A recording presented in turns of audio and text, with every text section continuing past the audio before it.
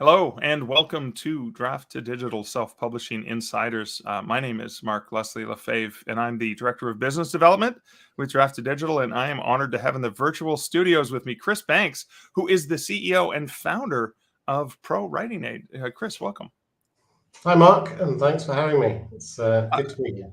Yeah, it's great to get a chance to chat with somebody who created a tool that I love using so much. So what I want to first look into is, we were talking earlier, you recently celebrated 10 years of ProWritingAid. That's right, yeah. So what was I'm curious about your background and obviously what led to the genesis of creating ProWritingAid for the writing community. Yeah, it's chance, I think, is the answer. I was working as a professional writer, but on the business side. And then I went traveling for a few years. And when I came back to London, it was really miserable and rainy. And I was quite depressed. And so I thought I'd write a book about my travels to try and kind of keep them alive. And I wanted to do, so I've been around South America, so I wanted to do something that was like magical realism style. And so I just started, and then I realized that actually it was really hard. And obviously, like, creative writing is really different from business writing, although there's a lot of things in common. There's a lot of things I had no idea about. And so I was like, oh my God, I've got to learn a lot about this. So I read lots of books, and I realized that actually that didn't really help me because I couldn't remember all the things in books, and I really struggled to apply them to my own writing. So after a while, I just thought, actually, I can, with my background, which is also in technology, and so I thought I could create something here that will act like a kind of personal writing tutor that will analyze my writing and then bring all of that advice that I'd read in books and apply it to my writing and show me, here you're being stupid, here you can improve this, here you can improve that. So I created like a prototype of it, effectively, that I was just using for myself, and I put it on the internet so I could use it anywhere, and promoted it a few little places, and started to get some people using it, which was quite exciting, and some feedback, which was really useful. But to be honest, I didn't really think much more of it. I had a job, and I was doing that. And then I decided that I wanted to go and do a winter in the Alps and go skiing. And so I quit my job, and my wife and I packed up our house and got ready to go. And about 2 weeks beforehand, I broke my ankle in a climbing accident. So I was like, well, I can't do anything now, but we committed to going. So I thought, well, what can I do? I've got 12 weeks of basically sitting at home. I couldn't even go out because I had a cast on my ankle, and obviously it was really snowy outside. So I ended up thinking, well, I've got this thing, and I quite enjoy the idea of helping people to become better at writing, to benefit from this tool. So I started working on a kind of more advanced version, and a version that I could sell. And after a month or something, I had that, and I put it out there. And within 15 minutes, somebody had bought it, and I almost fell off my chair. I was like, this is crazy. Obviously, there were a few people who were using the free version, and this premium version added some new features. And then it's all kind of grown from there. It's like complete chance that I broke my ankle and then decided to dedicate some more time to it. And wow. And now it's become my passion. Some might say that was a lucky break. Yeah. For a lot of us, for you doing this. So that initial, when you were doing that initial testing yourself, was it a plug-in to something that you had? Was it a program or an app that you initially had before you released it out into the world? Yeah, it was just a text box on a website. You didn't even have to log in initially. You just put your text in and run it. Okay.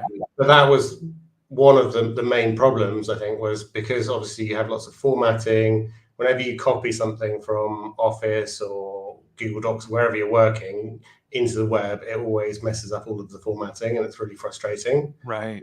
So the first premium version that we created was we then created a Word add-in for Microsoft Word, so that it could work directly in Microsoft Word, so that we wouldn't have all of these problems with losing the formatting. Right. So for me, that developing the product, that's the most important thing, is that we always come to where you're writing. We don't force you into a specific writing environment. If you're writing in Word or Google Docs or Scrivener or Atticus or Dabble or Noveler, we will come to you and enhance that writing experience where you're used to writing. Right.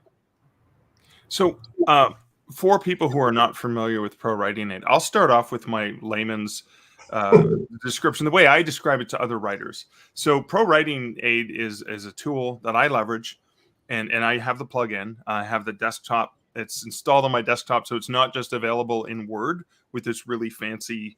I'll get into that in a second, but it also has the ability for me to proofread my emails that I'm sending and notepad documents on the latest version of Windows. At least I don't remember seeing it before then.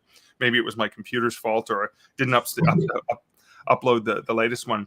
But what I use it for as a writer primarily is when I'm working on a draft of my manuscript, I run ProWritingAid, sometimes several passes of ProWritingAid, looking for different things. I run a whole bunch of different checks. I go through it, and it helps me refine my manuscript. It helps me tighten it. It helps me polish it. It helps me remove redundant words. And one of the main benefits I get from it is it saves me a lot of money when I go to send that manuscript to an editor, because the editor, the human, is so frustrated. I use 3 different editors on a regular basis for different projects, but they get so frustrated because I do the same things over and over. I have these habits. ProWritingAid, I call it a tool that helps my editor not pull out their own hair. So it saves me money, it saves me time, and it also reduces some of the human stress, I think. Is that a good way to describe ProWritingAid? Like, that's my layman's person, but how would you describe ProWritingAid to someone who's not sure, well, what is this thing?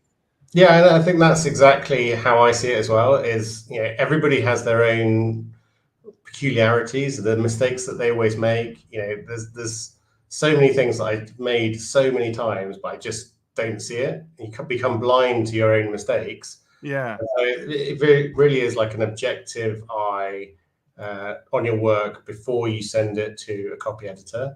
And we're not trying to replace copy editors. I think it's invaluable, and we could never do that. But what we're trying to do is make sure that you get a lot more value from your copy editor.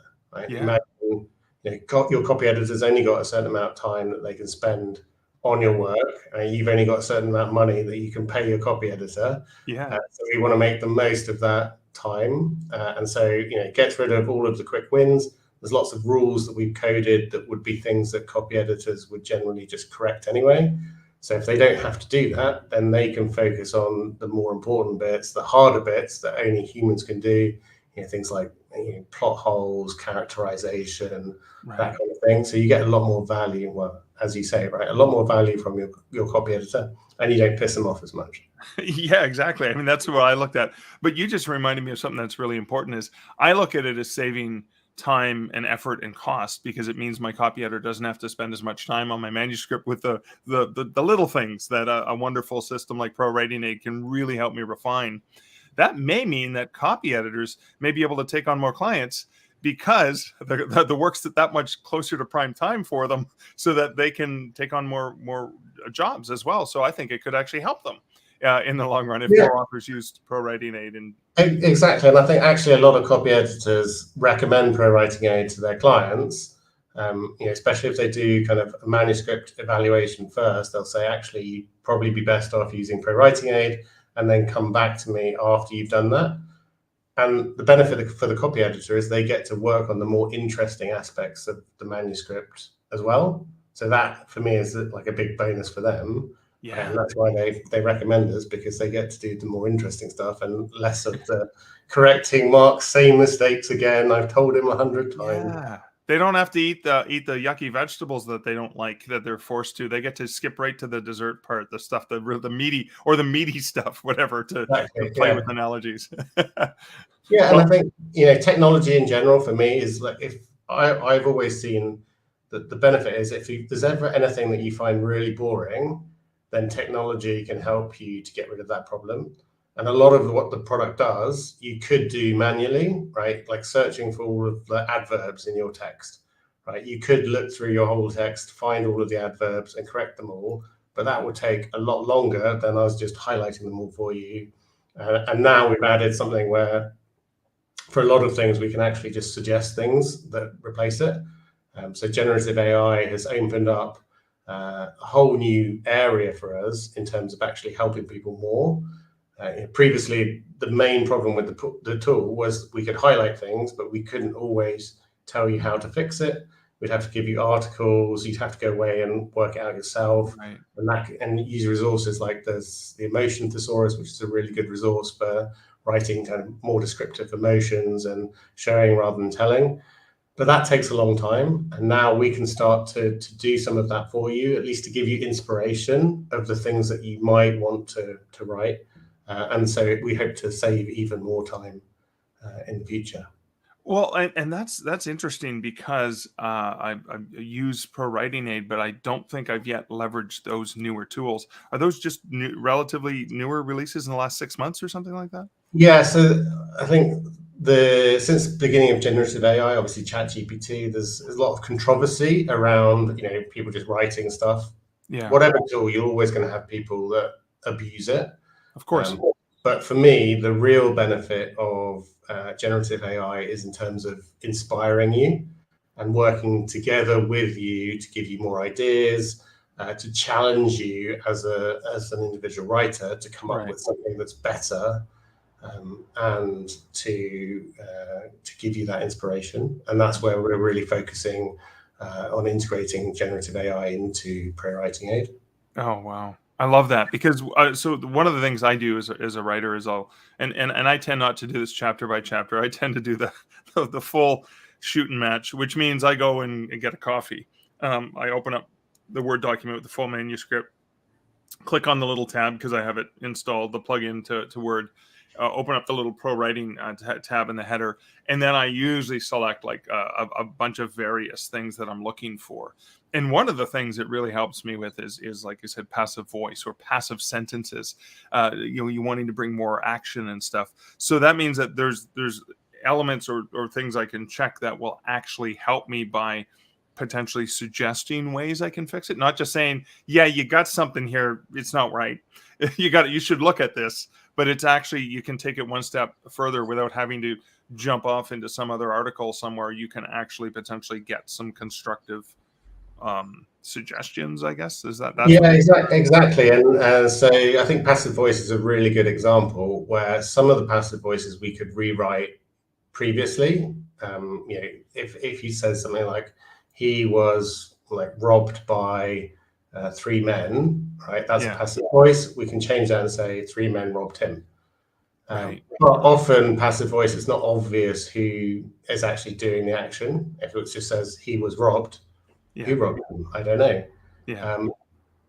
So now if you go back in on the passive voice, there's a little button which says rephrase, and that will use the context of the surrounding paragraph to work out who the actor is and offer you suggestions on how to change the passive voice.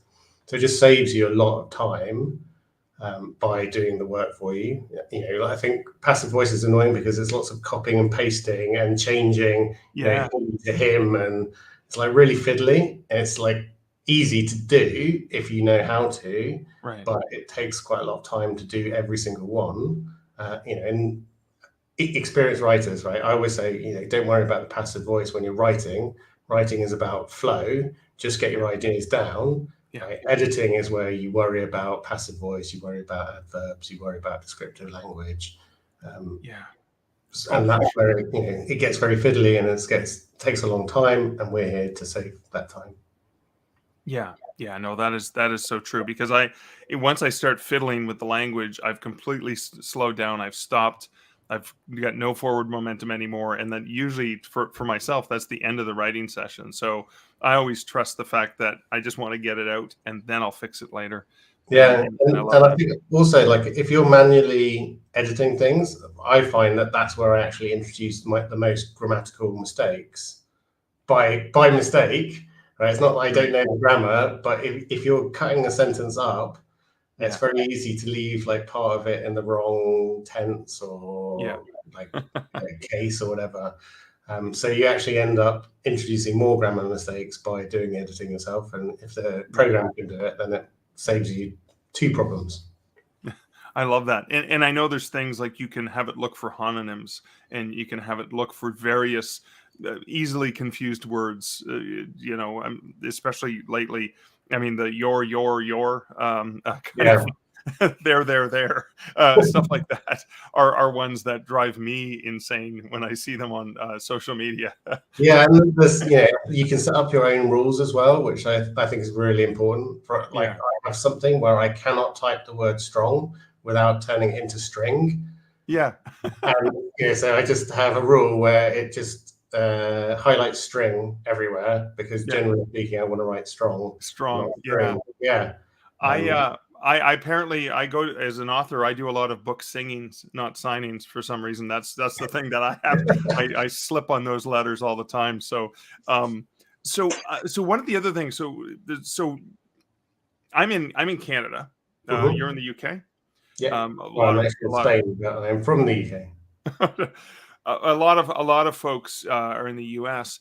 And one of the things I like about it is I can identify what specific language I want to write. So, for example, if I'm writing a manuscript to send to the US market or a US publisher, I'm going to want to abide by US spelling and grammar, et cetera, et cetera. But then if I'm by default, it sets me up Commonwealth English because I'm in Canada. And I don't even know if it's an IP thing that automatically did it for me based on my address when I created my account, because it's like, well, you're in Canada, here you go. But I can still change it. I can still modify that. But you also have the various checkboxes, because you can go in, like either upload or copy and paste the manuscript into the online tool, or it's part of your attachment or plug into Word. But you can go and very specifically check the things that you want it to check. And I know it takes longer. I'd mentioned I go get a coffee, I let it run on the 80,000 word manuscript, and then I come back and go, all right, let's do this. And I sometimes do a number of passes, because sometimes I introduce mistakes when I'm fixing things. So I think you had mentioned that as well. So, but what are some of the other options or choices that you find that people usually by default just leave checked and always look at, and maybe, I guess similarly, or a second question to that is, what are some of the tools that authors may not be taking full advantage of, right? Because they have access to it, but maybe they're not leveraging some of these new technologies like you just mentioned. Yeah, well, I think one of the key things for most creative writers is dialogue, right? It's an integral part of every novel, pretty much. But often you want to treat dialogue differently from your prose. Okay. Because, for instance, you want your characters to talk like real people, and real people use passive voice, they use adverbs, they use cliches, whereas in your prose, you wouldn't want to have those things. So in the settings, for instance, you can go in and say, exclude all of these things from the dialogue checks, so that you're not just going, oh, no, it's in dialogue. Oh, no, it's in dialogue. Yeah. So that is a big one for a lot of writers. And I didn't notice that until just recently. I noticed it, and I thought, oh my God, I'd never saw this before. Maybe because I never looked. But I thought that was brilliant, because that's going to save the tool a whole bunch of time looking within dialogue tags when it doesn't need to. But then also saves the processing, and it saves the writer a bit of time too, right? Yeah, I mean, that's the whole purpose of the tool, is to save writers time. So the more that we can do to save you time, the better. Yeah.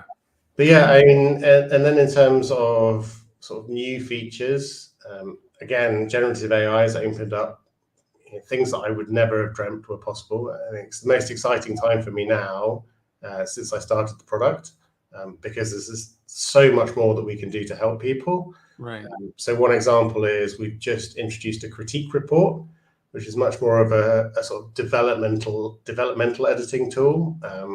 It saves you the hassle of finding beta readers early on, because it can be very hard. Like, it's a lot of back and forth. People tend to be quite unreliable. Often people aren't very good at giving constructive criticism.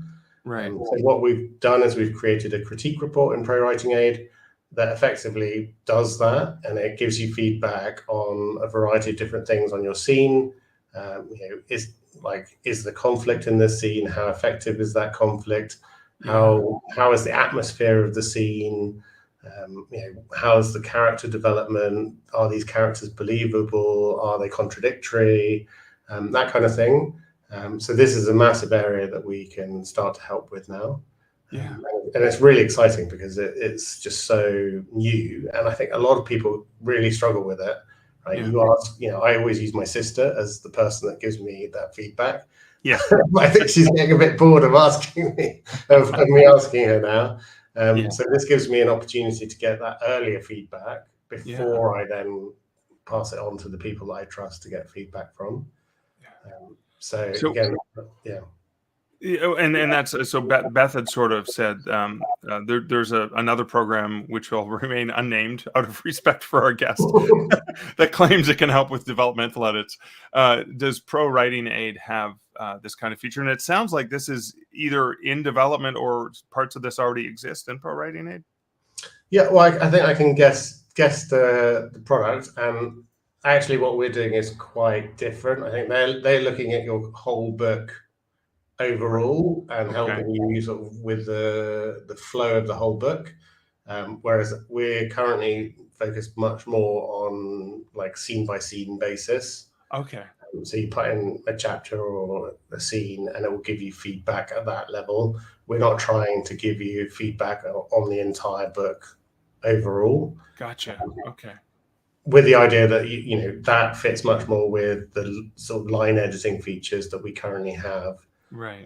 And we can tie that in, right? So for instance, descriptive language, is that a developmental thing or is it a line editing thing? We can start to show you areas where you're not using enough descriptive language, and then we can help you to fix that as well. Okay, I love that. And then of course, Beth also commented earlier, Canadian English is different from British and American English. How complex and confusing? Well, Beth, it's more confusing for us Canadians because we abide by probably about 75% of British Commonwealth English, the Queen's English, or I should say the King's English now. We abide by that English very much so, but we're also very heavily influenced by the US. So I was telling Chris earlier, I don't know how to spell gray because there's a Canadian and British preferred spelling, and then there's the American spelling, and I still don't know what it is. I know color has a U in it here. And meter and center are spelled R-E rather than E-R. So there's these little subtle things. I mean, there are slang terms, of course, that are used in different countries, like the trunk or boot or lift or elevator and things like that. Not that we're talking about. We're just talking about basic spelling that looks weird if you're not used to it. And in Canada, we're used to both. So you never know what you're going to get. And I do know Canadian newspapers sometimes, because to restrict the size, would often go with American spelling because it was often just that much shorter with a full newspaper when you think about how much paper they could save in the long run. So yeah, I mean, I must admit I get very confused as well because I grew up until 7 in the US educational system, right, and then swapped to the UK, and now often I'm not really sure what I'm doing. That's a great feature of ProWritingAid because you can say I want to adhere to this specific style of spelling, and it will do it for you. And similarly, we have style guides that help you to, because often people are working with a specific style guide, and it's very hard to remember like hundreds of different rules and very easy to make a mistake. And that's what computers are good at, is analyzing large bits of text to find small mistakes. It's what humans aren't very good at, and it's very tedious. So are you talking about like Chicago Manual of Style versus APA? Yeah, things like that. So you can set up your own rules for whatever style guide you're adhering to, and similar to how I said I always have a rule for strong and string. Yeah, that's right. Yeah. So I think as you develop as a writer, as a person, you always have like little things that you're working on.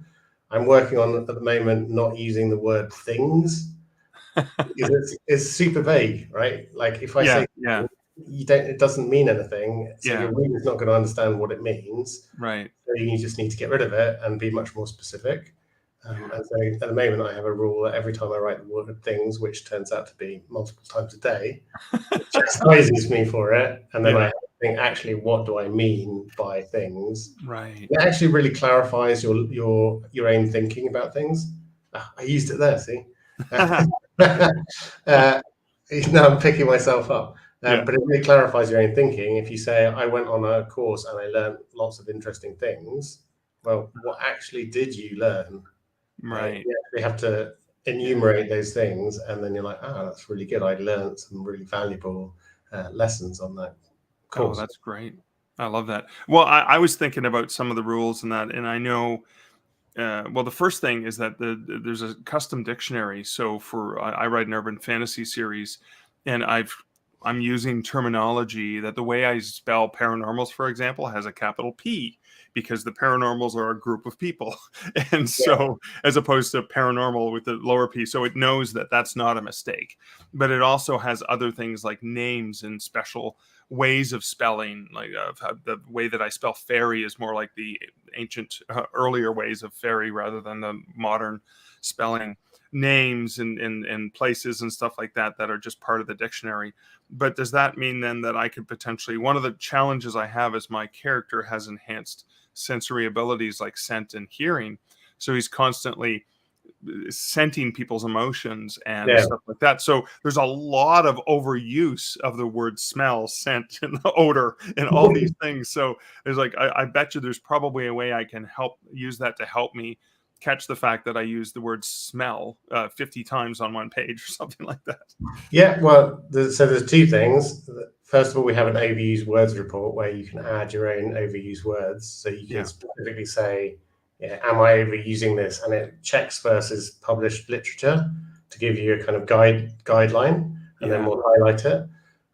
The second one is the style guide.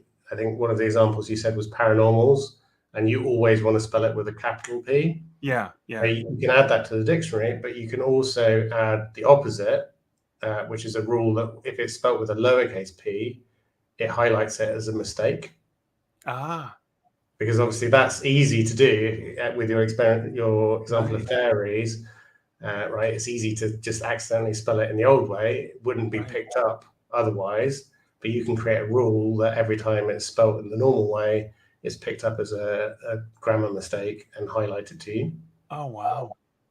I'm now imagining. Imagine I have dialogue where a character purposely mispronunciates something or spells it a different way because of the way they pronounce it, and you want to call that out. Maybe it's like in dialogue tags. Maybe don't highlight it when this word is used this way because that's the way they pronounce it, or something. Just little subtle things I can imagine can save you a bunch of headache. Well, Yeah, exactly. Because I think we always want to make sure that you're not, we want to highlight mistakes, but we don't want to highlight things that aren't mistakes as well, because that wastes you time right. too. Yeah. So we really have to be aware of not having too many highlights. Right. Okay. So I've got some questions I want to pop up from folks. So Sean posted this quite a bit earlier, and I neglected to see it earlier. But Sean says, Sean Malloy says, I love ProWritingAid, but when I switch to a Mac, I'm a little confused on how it works in Word. Is there a difference in the way that it installs on a Mac than on a PC? Yeah, well, this is a good question. So there is, because Word on Windows allows much deeper and tighter integrations, and Okay. Word on Mac it doesn't have a lot of the features that Word on Windows has, even though they Right. say it's like the same product. It's actually quite different. Right. And so we've had a Word for Windows integration for a very, very long time, but our Word for Mac integration is very new. And Okay. it's part of I think it's what you were alluding to earlier, where you can just install it on your desktop and it works in all of your desktop applications. Yeah. We have a version of that for Mac as well, and so that is how we do the integration in Mac. So it is quite different. Right. because we don't have, in Windows, we install our toolbar into Word so that you can easily access all of the reports. In Mac, we can't do that because of the way it works technically. And obviously it's a lot newer as well. Right. Well, I mean, and authors are used to programs that only work on a Mac and not on PCs like Vellum for making their ebooks. So I guess, is there sort of a recommended procedure that authors have used who love ProWritingAid on a Mac? Is it that they use more of the online tools? Is it something they can attach to I'm losing. I can't find the word. ProWritingAid, help me. To a browser, to a particular plug into the Chrome browser. So maybe in a Google Doc, I can use it. Are there other tricks like that people can use? So previously, well, originally on Word, you had to use our online version, and now we're working on getting all of the functionality into Microsoft Word on Mac. Including all of the reports, but this is coming very soon. So at the moment, it does all of the grammar checking, real-time checking, but you don't get the kind of more advanced reports in Word. Right. But it will be coming very shortly. Cool. Awesome. So another question, Guillaume says, does ProWritingAid work with Chromebooks? They have a Chromebook. Yeah, it does, because we integrate with Chrome as well. So we have a Chrome extension, Edge, Safari, Firefox extensions as well. Awesome. So whichever browser you're using, it plugs into that and brings all of the reports into wherever you're writing. So be that Google Docs or Atticus, Dabble, Plotter, whichever. Okay, cool. I have to pop this up. Alyssa says I always type eyebrows, so that would be one that Alyssa would want to put into the rules. Yeah, I love that. We have, I think there's a name for it. It's called eggcorns, because it's like acorns, but people hear it as eggcorns, and then like oh yeah. I just furrow my eyebrows whenever I hear someone use that expression. So, I love that one. I'm going to start using it by accident now because of that. All right, so we have another question.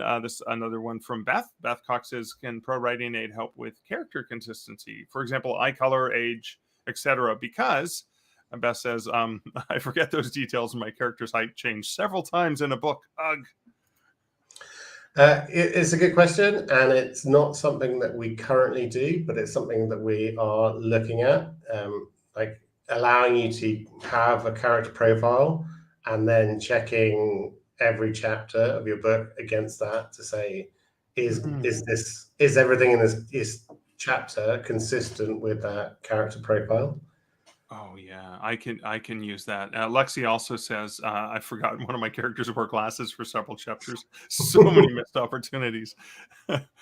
Okay, so we talked about types of writing. We talked about your own custom dictionaries and phrases and things like that.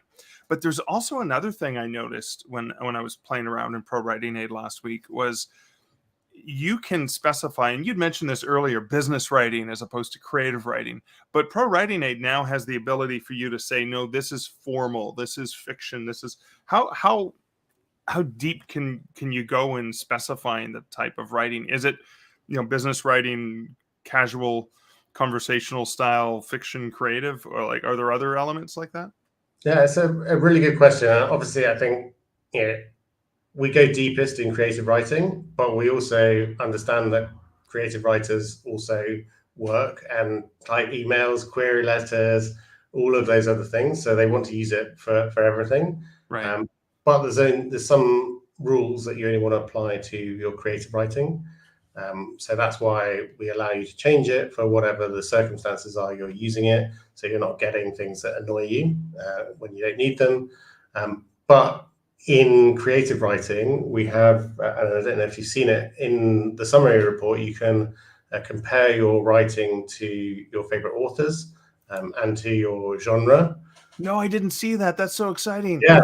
And so, for instance, if you want to know whether you use more or less adverbs than Stephen King, then you can go in there and you can set Stephen King as your favorite author, and you'll see like a little bar chart that compares you. Okay. But it will also do it against your genre, and so you can go into specific genres. We don't have urban fantasy, but it goes into like historical fiction, romance, fantasy. Right. So you can get quite specific in terms of the feedback you're getting against your genre. So, for instance, as an example, if you're writing romance, that tends to have much shorter sentences than, for instance, like fantasy. So it really adapts to the genre that you're writing, and the guidance is based on that. YA, for instance, will have much shorter sentences as well because of the reading age of the audience. Okay. I really love that, because if you're trying to, I mean, I made the mistake of publishing a book without even realizing it was urban fantasy. And I know that's not Yeah. one of the categories, but it's kind of like you compare it and say, well, this is what this genre typically looks like, and you're over here, Mark. Like you really need a different cover. You really need to sell this to a different audience. I love that. I mean, that's the thing, right? Is if you're writing for a particular genre, the readers of that genre tend to have expectations about what your book will be, and if you don't meet those expectations, then they'll be like, "What on earth is this?" Yes. Right, and they'll be disillusioned. Obviously, it's one of those things where if you know the rules, then occasionally you can break them, but you need to understand the expectations of your audience in order to then surprise them in some way. Create a new genre. Yeah, exactly. And so you were talking about new features. You're constantly developing new features. You're excited about applying different generative AI to assist with various developmental aspects of the writing, etc. But is that something that, as a user, does that automatically update on the app that's installed? Do I get prompted? Like, how does that work? Because I only noticed some of these new features when I went to a new laptop a couple months ago, and then I had to reinstall everything. And when I installed it, I went, "Whoa, where did this come from? This is so cool!" Like I didn't, or maybe it's because I hadn't used it in a while, but I just went, "Whoa, this is exciting." So obviously in the web it all automatically upgrades, but we don't want to kind of mess with your own personal computer. So in the settings you can set it to automatically upgrade or not. Okay. I have to make a note of that then. I want it to automatically update. Well, maybe not when I'm in the middle of something, but I want it to automatically update. Not like Skype or Zoom where you're just about to go on a call and it's like, oh, just wait 10 minutes while we... that's right. Yeah. And it happens like 30 seconds, you're just getting to the Zoom meeting, and then it takes 3 minutes to update automatically. And you're like, oh, well. You can't blame traffic. So, all right. So another question. This one's from Elizabeth Brayton, who says, apologies if this has been asked. Thank you for that, Elizabeth. But I love ProWritingAid. I'm sure you get tired of hearing that, Chris. But I lose my formatting, italics, bold, etc. when I use it. Is this because of my own incompetence, or is there some sort of workaround for losing? And I don't know. Is this a case where you have a sentence in italics, and then when you take the automatic correction, it undoes it? Well, I can guess what this is, and so if you use our web editor, you can copy and paste into it, in which case it's kind of hit and miss depending on what you're copying and pasting in. Obviously, it's going from the format that where you're working to the web and then back again. But if you upload a document into our web editor, we show you the text, but we don't show you the formatting. But when you download it again, your formatting will come back. It's quite technically challenging. But this is one of the reasons why we've really focused on our extensions. So like the desktop app called ProWritingAid Everywhere, and the Chrome extension, so that you can work where you are used to writing. And so the idea is we're trying to stop people from having to come into our web editor and have any problems of that genre, and you can just work where you're used to. A lot of people like working Microsoft Office. Their editors expect the documents in Word format, or the editor wants to work in Google Docs. They want to just stay in Google Docs. So that's what we really focus on. Is you have your favorite place to write. We're not going to mess with that. We'll just come to you. I love that. Yeah. So I would suggest trying to work out which extension to install to work in your favorite place. Okay, so if that's Scrivener, install the desktop app and you'll get all of the goodness of ProWritingAid straight in Scrivener. Well, that makes a lot of sense. So we haven't even talked about where can people find ProWritingAid and what's the cost for this this miraculous tool? It must cost thousands of dollars a month, right? Well, so you've just put up the website, but yeah, it's a freemium product, which means that there's a free and a premium version. So a lot of people start with the free, get to know the tool, and then when you start using it more, then you have an opportunity to pay. And we have 2 different levels depending on whether you're interested in the kind of generative AI features or not. So the cheaper version is obviously without those features. Right. So what the free version, what do authors, so they can check it out, what do they get on the free version? And is that include a downloadable free version, or is it just an online? So you can download all of the integrations and you can try them all out. You can try out all of the reports. There's just a limit on the number of words that you can run in each report of 500 words. Some people decide, well, that's enough for me, and I'm just going to paste in 500 words at a time. Obviously, you lose a lot in terms of kind of the bigger context. The critique report, for instance, works better on more text, that kind of thing. Okay, awesome, thank you. So just a few updates. So Elizabeth has confirmed. It says, thanks. I use the desktop app, but been copying and pasting chapter by chapter. As well. Alyssa, of course, appreciates freemium models. and Doug asks, can we explain downloading to Word as opposed to the PC? Like, there's a difference there? I thought it was one app. It is. So now if you download ProWritingAid Everywhere for Windows, then you'll get the Word integration included. We used to have the Word integration. Gotcha. So yeah, they're we're bringing them together so it's less confusing. Yeah, I think that's what I did. The first time was just the Word, and then this more recent time I downloaded the desktop for Everywhere. Yeah, because we only launched the desktop at the beginning of last year. Yeah.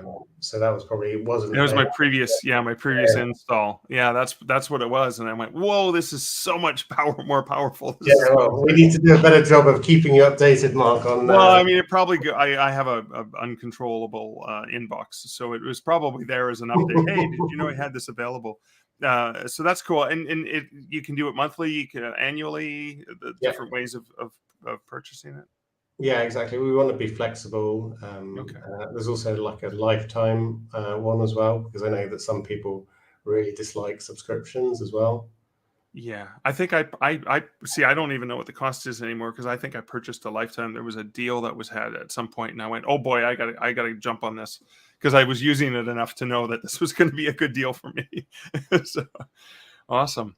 Again, so you can find ProWritingAid at ProWritingAid.com. I want to say a huge thank you, Chris, for hanging out with me here and sharing some insights of all the great things you guys have done in the past 10 years and the great things you'll continue to be doing for writers. Thanks, Mark. It's been really fun. Always happy to talk to an award-winning writer. Awesome. And just I want to thank everyone for your great comments, your great questions. You can always get industry insights at d2d.tips/insights. You can start your self-publishing career now at draftdigital.com. If you have not checked out the free tools that we have for publishing, I do recommend that you like, you share, you comment, make friends with the like button, and subscribe so you don't miss these fantastic weekly interviews we have with awesome folks like Chris.